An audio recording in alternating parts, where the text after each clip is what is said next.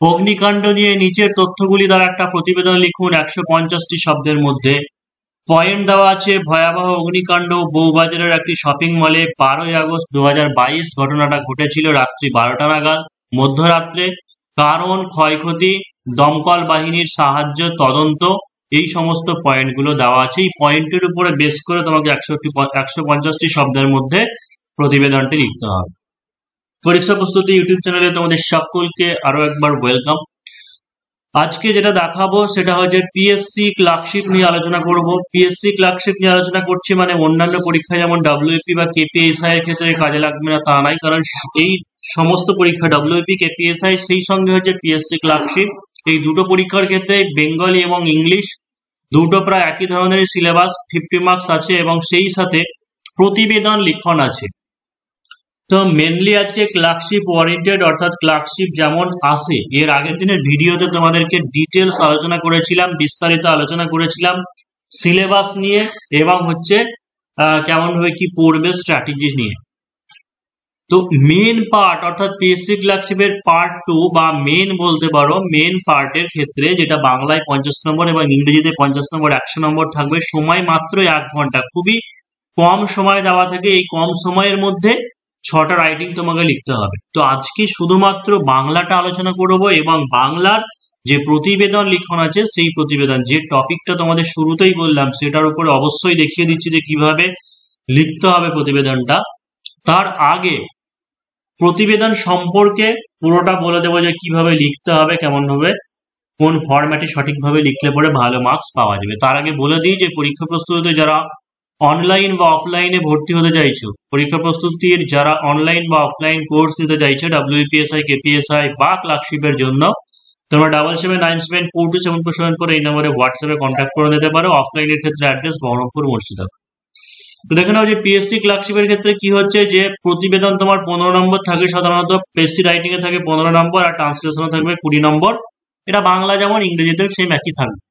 তো একটা ভালো প্রতিবেদন লিখে তুমি অবশ্যই 11 থেকে 12 নম্বর স্কোর খুব সহজে করতে পারো। একটা প্রেসি রাইটিং এর ক্ষেত্রেও তুমি 10 থেকে 12 নম্বর স্কোর ভালো করে করতে পারো, আর ট্রান্সলেশনের ক্ষেত্রে তো 20 থেকে 20 বা 17-18 পর্যন্ত পাওয়া যায়। তো আমি যদি একটা অ্যাভারেজ মান ধরে নিই যে 11 বা 11-11-22-18, তো 40 নম্বর বাংলায় 40 নম্বর পাওয়া আউট অফ 50 এমন কিছু কঠিন ব্যাপার না, এবং অবশ্যই পেতে হবে কম্পিটিশনে টিকতে গেলে। কম্পিটিশনে টিকতে গেলে অবশ্যই 40 পেতে হবে একজন ইউআর ক্যান্ডিডেট হিসেবে, আর পাওয়া এমন কিছু কঠিন নয়। তো আজকে প্রতিবেদনটা নিয়ে আমরা আলোচনা করছি। তো দেখে নাও যে প্রতিবেদন হচ্ছে কি, কোন একটা ঘটনার নিরপেক্ষ বিবরণী, সেটাকে প্রতিবেদন বলা হয়। তো পিএসসি ক্লার্কশিপের ক্ষেত্রে এই টপিক গুলো করলেই হবে, অর্থাৎ একটা ফায়ার অ্যাক্সিডেন্ট বা হচ্ছে অগ্নিকাণ্ড নিয়ে করো, বাংলা ইংরেজি বোথ। বন্যা নিয়ে করো, ফ্লাড, বাংলা ইংরেজি বোথ। ডাকাতি রাবারি নিয়ে করো, বা হচ্ছে একটা ট্রেন দুর্ঘটনা। দেখো যে ট্রেন দুর্ঘটনা তো এখন একটা প্রতিদিনের নিত্যবিত্ত ঘটনা, তাই না? অনেক প্রায় প্রতিদিন ট্রেন দুর্ঘটনা ঘটছে। আর কোনটা তুমি করবে কমন পাওয়ার জন্য, সেখানে একটা ফরম্যাট মুখস্থ করো। অগ্নিকাণ্ডের ক্ষেত্রে একটা ফরম্যাট মুখস্থ করো, তারপরে তুমি যে টপিকটা দেবে সেই টপিকটাকে সাজিয়ে গুছিয়ে লিখতে হবে।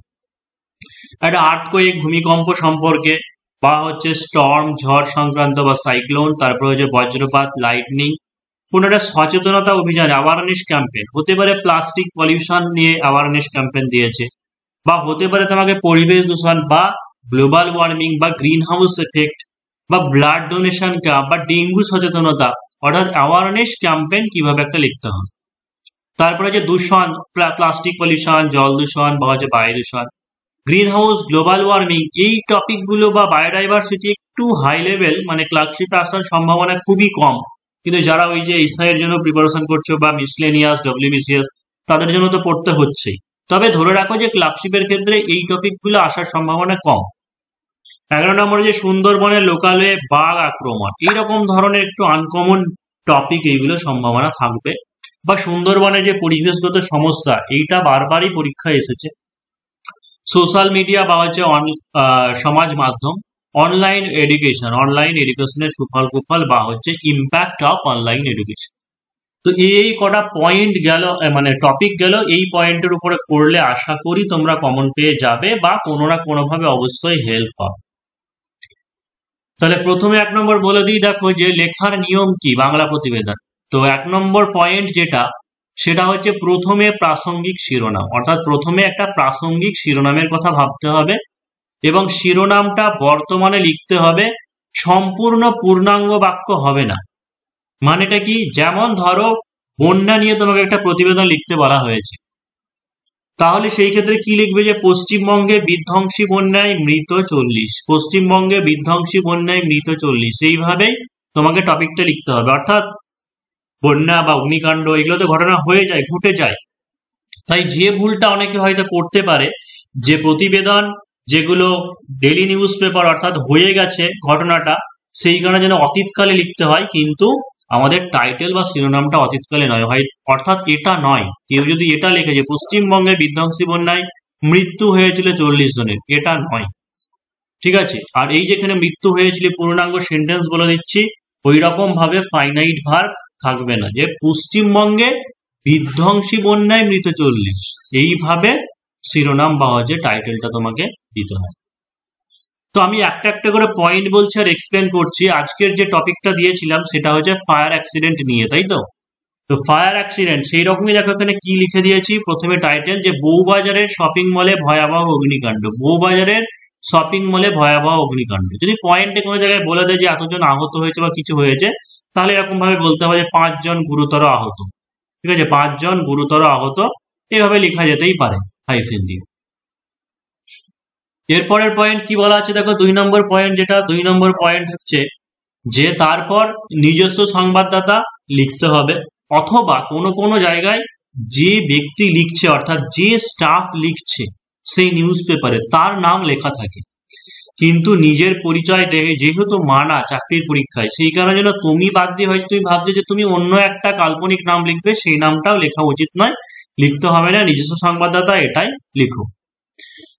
তারপরে কি হচ্ছে, তারপরে জায়গার নাম, অর্থাৎ প্রশ্নে যদি বলা থাকে জায়গার নাম, তাহলে সেই ক্ষেত্রে সেই জায়গার নাম দেবে, আদারওয়াইজ কি করবে, ক খ গ লেখা উচিত, জায়গার প্লেসের জায়গায় ক খ গ লেখা উচিত। এই পয়েন্টটা চলো আমরা দেখিয়ে দিই। এই যে এখানে নিজস্ব সংবাদদাতা, তারপরে আমরা নিজস্ব সংবাদদাতা লিখলাম। এবার এটা নিয়ে অনেকের কনফিউশন বাঁধে যে নিজস্ব সংবাদদাতা কোনো বইয়ে এই জায়গাতে এরকম ভাবে লেখা থাকে, কোনো বইয়ে নিজস্ব সংবাদদাতা তারপরে হচ্ছে তোমার জায়গার নাম দেওয়া থাকে, দিয়ে একই লাইনে শুরু করে দেয়। এটা নিয়ে অতটা সমস্যা নেই, কারণ বিভিন্ন জায়গায় বিভিন্নভাবে লেখা থাকতে পারে। তবে এনসিইআরটি গাইডলাইন অনুযায়ী এখন যেটা হয় নিয়ম, সেটা হচ্ছে তুমি শিরোনাম লিখো, তার নিচেই লিখো, অর্থাৎ সবই নিচে নিচে বাম দিক চেপে চেপেই লিখতে হয়। তো এটা নিয়ে কোনো অসুবিধা নেই, কোনো ইস্যু হবে না, শুধু এই ফরম্যাটটুকু লেখা থাকলেই হবে, যে প্রথমে টাইটেল বা শিরোনাম, তারপরে হচ্ছে নিজস্ব সংবাদদাতা, আর তারপরে হচ্ছে জায়গার নাম। দেখো এখানে আমি কলকাতা কেন দিয়েছি, এখানে আমি কলকাতা জায়গার নামটা কেন দিয়েছি, তার কারণটা হচ্ছে 12টা নাগাদ কি বলছে দেখো, অগ্নিকাণ্ড নিয়ে তথ্যগুলি দ্বারা প্রতিবেদন লিখুন 150টি শব্দের মধ্যে। বলেছে ভয়াবহ অগ্নিকাণ্ড হয়েছে বউবাজারের একটি শপিং মলে, অর্থাৎ আমরা জানি যে বউবাজারটা কলকাতাতে আছে, সেখানে একটা পার্টিকুলার জায়গার নাম দিয়ে দিয়েছে বলে আমি ওখানে কলকাতা জায়গার নাম দিয়েছি। বা ওখানে কেউ যদি ক খ গ জায়গার নাম লিখো তাও কোনো অসুবিধা হবে না। কিন্তু যদি ধরো শুধুমাত্র এরকম বলা যায় যে একটা অগ্নিকাণ্ড নিয়ে শুধু প্রতিবেদন লিখুন, কোনো জায়গার নাম বলেনি, তাহলে তো অবশ্যই কলকাতা লিখবে না, ওই জায়গাতে অবশ্যই শুধু ক খ গই লিখবে। তারপরে হচ্ছে কি 13ই আগস্ট 2022, ডেটের ব্যাপারটা কি, আমি এখানে দিয়েছি দেখো যে 12ই আগস্ট রাত্রি 12টা নাগাদ, মানে 12টা হয়ে যাওয়া মানে তো তারপরের দিন, অর্থাৎ সেই দিনকে 12 তারিখ হয়ে গেল। এবার 12 তারিখ ধরো 12টা বা 12টার পরে যদি ঘটে, তাহলে সেই দিনকে সমস্ত তথ্য আমরা কালেকশন করে নিচ্ছি, দিয়ে পরের দিন অর্থাৎ 13 তারিখে পাবলিশ পাবে। সেই কারণের জন্য আমরা একদিন পরে ডেট দিয়েছি, অর্থাৎ 13 তারিখের এখানে ডেট দিয়েছি। কি করেছি আমরা এখানে 13 তারিখের ডেটটা দিয়েছি, 13 তারিখে পাবলিশ পাবে। এবার দেখো যে ধরো কোনো রাইটিং এ তোমাকে পয়েন্টের ডেট দেয়নি, তাহলে ডেট না দিলে তুমি যেদিনকে পরীক্ষা দিচ্ছ বা যেদিনকে তুমি লিখছো সেদিনকার ডেট হিসাবেই লিখবে। এবার চলো এখানে পয়েন্ট দেখে নিই, কি 3 নম্বর পয়েন্ট ছিল যে কখা বা জায়গার নাম হয়ে গেলে। 4 নম্বর পয়েন্ট হচ্ছে তারপরে তারিখ, অর্থাৎ তারিখটা আমরা বলে দিলাম। এবার হচ্ছে 5 নম্বর পয়েন্টটা ভালো করে দেখো, যে প্রথম অনুচ্ছেদে পুরো ঘটনাটাকে সংক্ষেপে বলে দিতে হবে, প্রথম অনুচ্ছেদে পুরো ঘটনাটাকে সংক্ষেপে বলে দিতে হবে।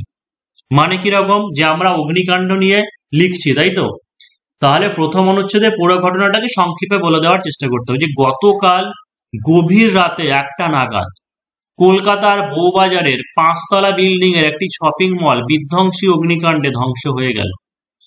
অর্থাৎ কোশ্চেন এখানে 12টা বা আনুমানিক তার পরে দিয়েছে, অর্থাৎ 12টা থেকে শুরু হয়েছিল 12টা নাগাদ, তারপরে সমস্ত ইম্প্যাক্ট যে প্রভাবটা পড়ে সেটা আমরা 1টা নাগাদ জানতে পারছি।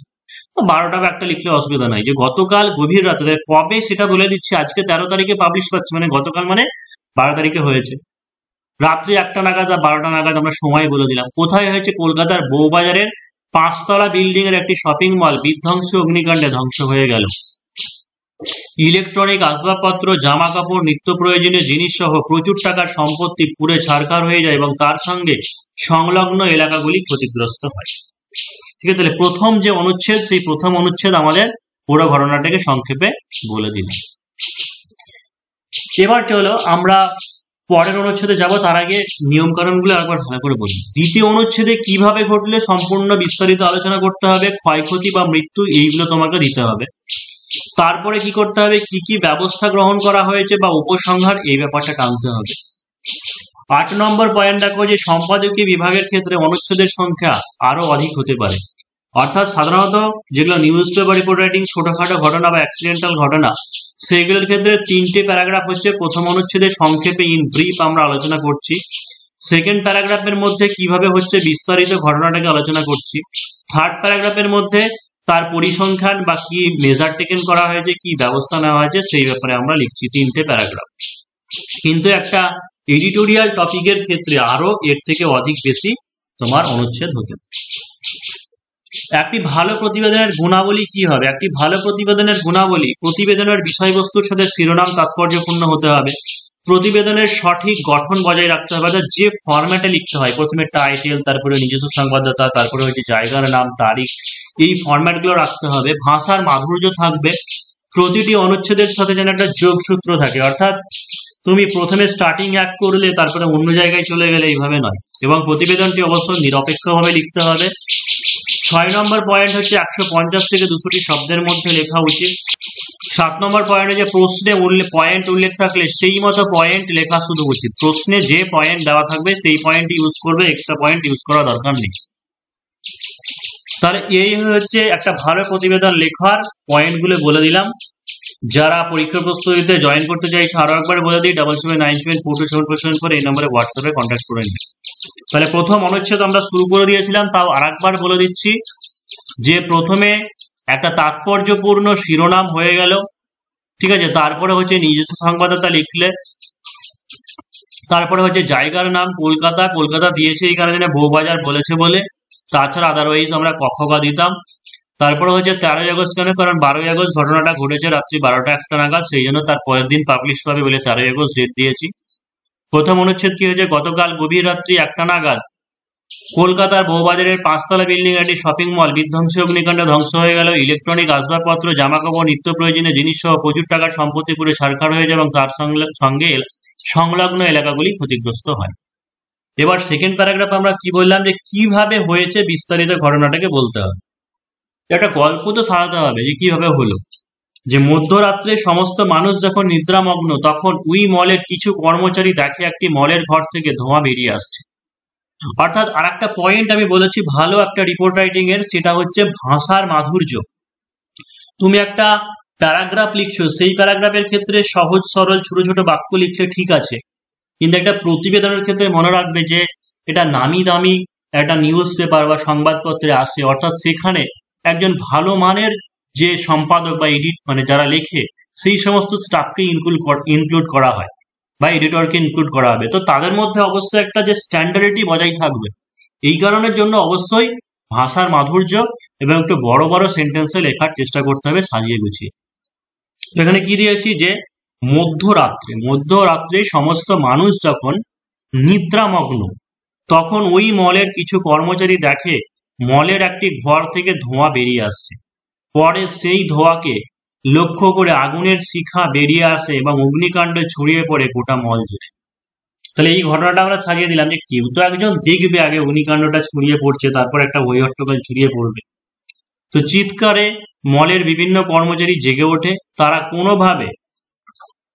কোনোভাবে পালাতে সক্ষম হয়, কিন্তু 5 জন কর্মচারী গুদাম ঘরে আটকা পড়ে যায়। পরবর্তীকালে দমকল বাহিনী এসে তাদেরকে উদ্ধার করে। 20 জন দমকল বাহিনী কর্মীর প্রায় 8 ঘন্টার প্রচেষ্টার পরে অগ্নিকাণ্ড নিয়ন্ত্রণে আনে। এই সমস্ত জিনিসগুলো এটা নিজের উপরে ডিপেন্ড করছে, কোশ্চেনে হয়তো বলবে না, কিন্তু কতজন, একটা বড় শপিং মল মানে অন্তত 20-30 জন দরকার, তারপরে কতক্ষণ সময় লাগে, বড় শপিং মল মানে এরকম 6-7 ঘন্টা টাইম একটা লাগতে পারে। এগুলো সব নিজের উপরে ডিপেন্ড করছে, কত কেউ 5 ঘন্টা লিখতে, 4 ঘন্টা লিখতে অসুবিধা নেই, 20 জায়গায় 25 জন দমকল বাহিনী লিখতে পারে। তারা ফোম ব্যবহার করে অগ্নিকাণ্ড নিয়ন্ত্রণে আনে। তাহলে দেখে নাও যে ফার্স্ট প্যারাগ্রাফে ইন ব্রিফ সম্পূর্ণটা বলেছিলাম, সেকেন্ড প্যারাগ্রাফে ডিটেলসটা আমরা বললাম। থার্ড প্যারাগ্রাফ যেটা হবে, থার্ড প্যারাগ্রাফে আমরা কি করতে হবে, যে কি মেজার টেকেন করা হয়েছে বা ক্ষয়ক্ষতি পরিসংখ্যান, সেই ব্যাপারগুলো আমাদেরকে লিখতে হবে। এবং অবশ্যই একটা অগ্নিকাণ্ডের উপরে দিলে পরে তোমাকে কি কারণ, সন্দেহ কি কারণের জন্য হয়েছে, এই পয়েন্টটা অবশ্যই থাকবে। তো সন্দেহ করা হচ্ছে এয়ার কন্ডিশন মেশিন থেকে ওই অগ্নিকাণ্ড ছড়িয়েছে, তবে হতাহতের খবর পাওয়া যায়নি। এটা তুমি লিখতেও পারে, কোশ্চেনে যদি বলে দেয় তাও লিখতে পারো, না বলে দিলে হতাহতের খবর অবশ্যই বলতে হবে। যদি মনে হয় তাহলে লিখতে পারো যে 5 জন গুরুতরভাবে জখম হয়, তাদেরকে হাসপাতালে ভর্তি করা হয়েছে, সেটা লিখতে পারো। ওই মলের মালিকের মতে প্রায় 10 কোটি টাকার সম্পত্তি নষ্ট হয়েছে বলে জানিয়েছে। আনুমানিক একটা বলতে হবে যে এত কোটি সম্পত্তি নষ্ট হয়েছে। অগ্নিকাণ্ডের আসল কারণ এটা প্রাথমিকভাবে সন্দেহ করা হচ্ছে যে এয়ার কন্ডিশন মেশিন থেকে হয়েছে বা শর্ট সার্কিট থেকে হয়, সাধারণত এইভাবেই লেখা হয়। তবে অগ্নিকাণ্ডের আসল কারণ এবং ক্ষতির পরিধির তদন্ত চলছে, এবং আসল যে ক্ষতি কতটা হয়েছে সেটার পরিধি বা তদন্ত চলছে। স্থানীয় পুলিশ সেখানে দ্রুত পৌঁছায় এবং সাধারণ মানুষের প্রবেশ কিছুদিনের জন্য নিষিদ্ধ করা হয়েছে। সবকিছু স্বাভাবিক অবস্থায় ফিরতে কমপক্ষে 7 থেকে 10 দিন লেগে যাবে বলে মলের প্রধান জানিয়েছে। তাহলে এই হচ্ছে একটা প্রতিবেদন। সব শেষে আরো একবার তোমাদেরকে জিস্ট করে বলে দিই যে মনে রাখতে হবে যে একটা প্রতিবেদন প্রাসঙ্গিক শিরোনাম, সবার প্রথমে একটা কন্টেক্সচুয়াল হেডলাইন দরকার, সেটা বাংলা হোক বা ইংরেজি হোক। তারপরে হচ্ছে নিজস্ব সংবাদদাতা, তারপরে হচ্ছে জায়গার নাম, তারিখ, এইগুলো মাস্ট। এই ফরম্যাটগুলো তোমাকে অবশ্যই মেনটেন করতে হবে, কারণ একটা প্রতিবেদনে যদি 15 নম্বর থাকে তাহলে জানবে যে 4 নম্বর ফরম্যাটের জন্য আছে, 4 নম্বর ফরম্যাটের জন্য আছে। ঠিক আছে, 6 নম্বর হতে পারে তোমার কিভাবে তুমি পয়েন্টটা সাজালে বা কি কি ইনফরমেশন দিলে লিখলে তার উপরে। বাকি 5 নম্বর হবে যে কম্প্যাক্টনেস বা কতটুকু তুমি সাজিয়ে গুছিয়ে বা চিত্তাকর্ষক ভাবে বা সঠিক ফরম্যাটে কোহেসিভনেস বজায় করে রাখলে সেটার উপরে না। অর্থাৎ ফরম্যাট মোটামুটি লিখলে যে 6 আর 4 10, এই জায়গাতে তুমি হয়তো 7-8 একটা মিনিমাম মার্কস পেয়ে যাবেই। বাকি 5 নম্বরের মধ্যে যে যত ভালো করে লিখবে আরো 3-4 নম্বর এক্সট্রা বাড়বে। তো এই জিনিসগুলো মনে রাখতে হবে যে শুধুমাত্র একটা ওভারঅল 15 নম্বর থাকে তা নয়, অবশ্যই টাইম মানে একটা মার্কস তোমার ডিভিশন করা থাকে। তো এই হচ্ছে পয়েন্ট। তাহলে প্রথমে টাইটেল বা শিরোনাম হলো, তারপরে নিজস্ব সংবাদদাতা হলো, তারপরে অ্যাড্রেস হলো, প্রথম প্যারাগ্রাফে মানে ঘটনাটাকে আমরা সংক্ষেপে বলে দিলাম, তারপরের প্যারাগ্রাফে হচ্ছে বিস্তারিত আলোচনা করলাম, তারপরের প্যারাগ্রাফে এর যে পরিসংখ্যান বা ডেটা বা কি হয়েছে বা কি মেজার টেকেন সেইগুলোকে আমরা জানালাম। তো এই হচ্ছে প্রতিবেদন লিখন। সবশেষে আরেকবার বলে দিই যে পরীক্ষা প্রস্তুতিতে অনলাইন বা অফলাইনের ক্ষেত্রে অ্যাড্রেস সেটা হচ্ছে বহরমপুর, মুর্শিদাবাদ অফলাইন। এবং যারা অনলাইনে হতে চাইছো ডব্লিউবিপি, কেপিএসআই, ভালো করে শুনে নাও, ডব্লিউবিপি, কেপিএসআই এগুলোর ক্ষেত্রে মেন স্পেশাল বা প্রিলিমিনারি বোধ চলছে এই কোর্স। সেই সঙ্গে হচ্ছে পিএসসি ক্লার্কশিপ যারা চাইছো তোমরা অবশ্যই অ্যাডমিশন নিতে পারো। যারা শুধুমাত্র ডব্লিউবিপি, কেপিএসআই এবং পিএসসি ক্লার্কশিপের বেঙ্গলি এবং ইংলিশ এটা নিতে চাইছো তোমরা অবশ্যই কমেন্ট করতে পারো বা হচ্ছে এই নাম্বারে মেসেজ করতে পারো, তোমাদেরকে ডিটেলসটা অবশ্যই জানিয়ে দেওয়া হবে।